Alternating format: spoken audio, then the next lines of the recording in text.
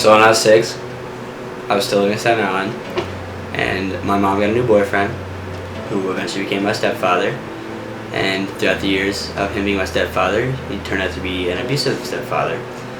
So when I was about 12 or 13 in high school, he decided to get drunk and put all my siblings on a quad with him, and he crashed the quad and rolled it, sending my little sister to the hospital, getting 22 stitches in her head. My little sister had 3 broken bones in her face. My little brother was pushed off before anything bad happened. So he got arrested and went to jail for aggravated assault, and also had a restraining order against him, so he was not allowed to come near us anymore. Eventually, the person where we lived, who owned the house we lived in, did not like that, so she finally had us evicted. Probably my first week of high school, I got off the bus, came around the corner, and saw a random van with random people standing there. I didn't know who they were, so I kind of just ignored them. So I just walked to my door, and I saw a notice on my door, and that's when the person called my name. So they started talking to me, and they told me I had to come with them. And that was when I got taken away from my family. I had to go to the hospital with them, get a physical, make sure everything was fine before I was put in a shelter.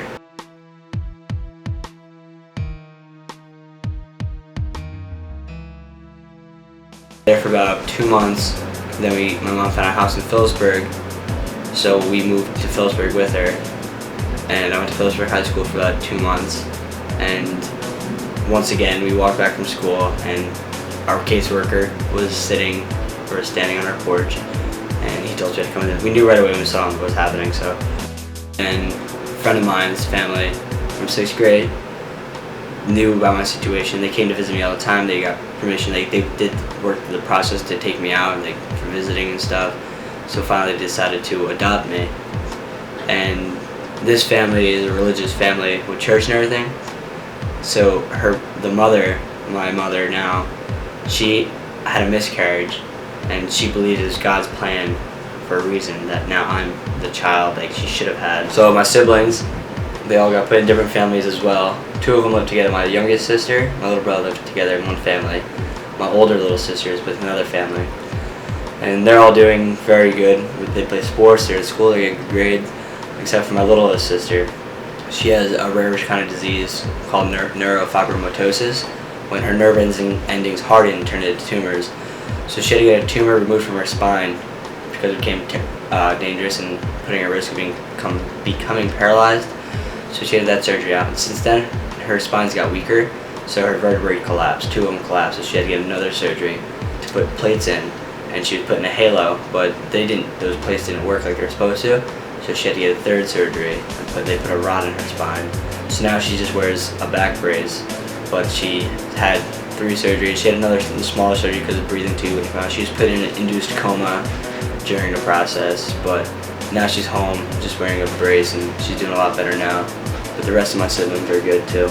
I've spoken to my mother personally, in person, for the last 8 years. She's somehow got my number. Every now and then she'll text me, but I won't text her back, and except the one time I did, I told her not to talk to me anymore.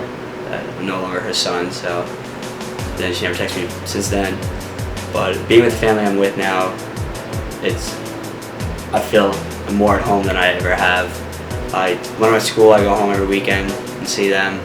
At home, I see them every day. When I'm outside of school, they support me with anything, like sports. Like they treat me like I'm their own son, and they help me pay for stuff like in college. I get scholarships and grants for college, so there's not too much to do there. But I pay for my own car insurance, pay for my cell phone.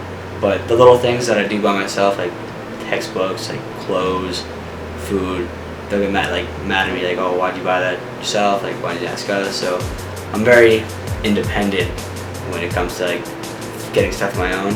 But they want to help me and everything. Being put in this family was probably the best thing that's ever happened to me. If I was still with the family I was with, I would not be in college.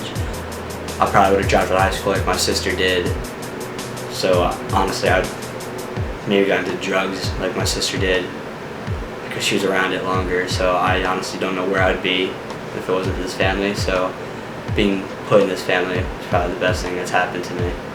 And I got my life set straight.